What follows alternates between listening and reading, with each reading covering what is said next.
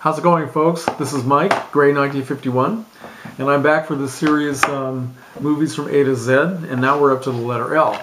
So the movie that I picked is the first watch for me, something I picked up at a sale a few months ago, and it just went on the shelf. So here it is. It is The Lords of Salem, written and directed by Rob Zombie from the year 2012.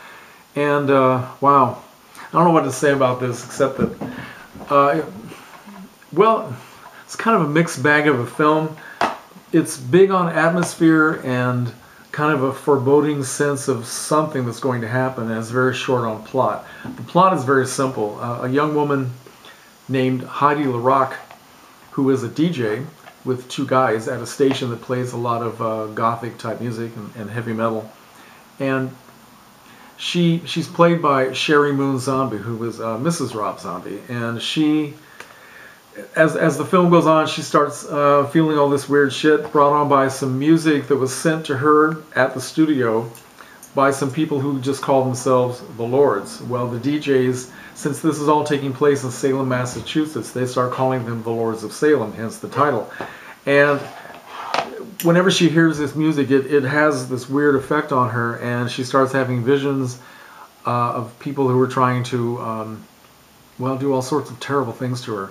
And as it turns out, in the plot, she is the descendant of a man named Hawthorne, that's her real last name, Hawthorne, who in the 17th century was responsible for executing witches during the Salem witch trial. So the witches, well, the head witch, played by Meg Foster, who is really strange in this movie, she puts a curse on this man's descendants and upon the whole town, and that's the plot has been used 1,000 times before, and there's really nothing new going on here. So they're trying to get to this woman living in modern-day Salem, Massachusetts, and use her to bring forth the devil's spawn. Ooh, what a great idea!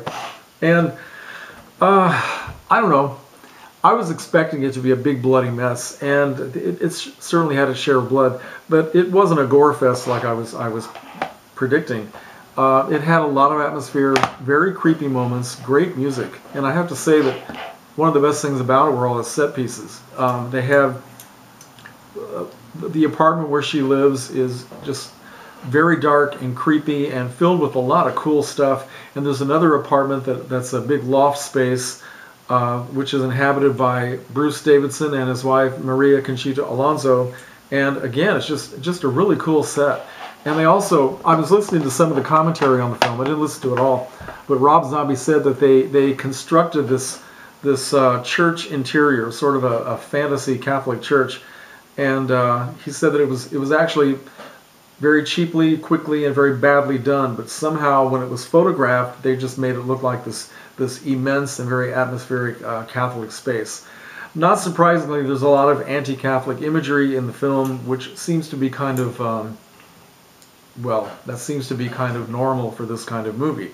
And it's, I don't know, it ends up being so overwrought with imagery and so overwrought with excessive drama that I think that it's not entirely successful, but it does, as the film progresses from the beginning to about the middle, it is filled with some really terrific atmosphere. I mean, endless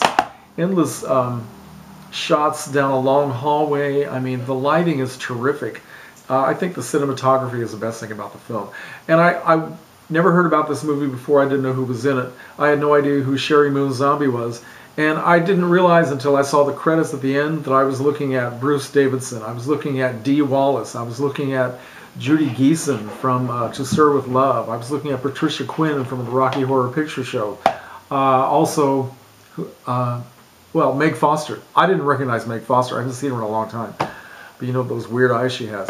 So I have to say I was kind of impressed. And I did start to listen to the commentary. It was fun listening to Rob Zombie talk about himself and what he was doing with the film. But I was watching this late last night, and I just eventually had to put the whole thing up and go to bed.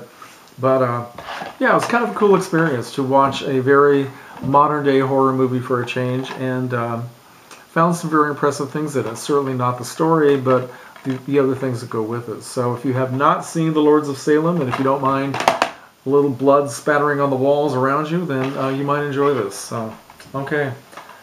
I might do this again. I might start watching some of these modern horror films very late at night and start. I mean, if you're going to watch a horror film, you might as well be sitting in the dark, right?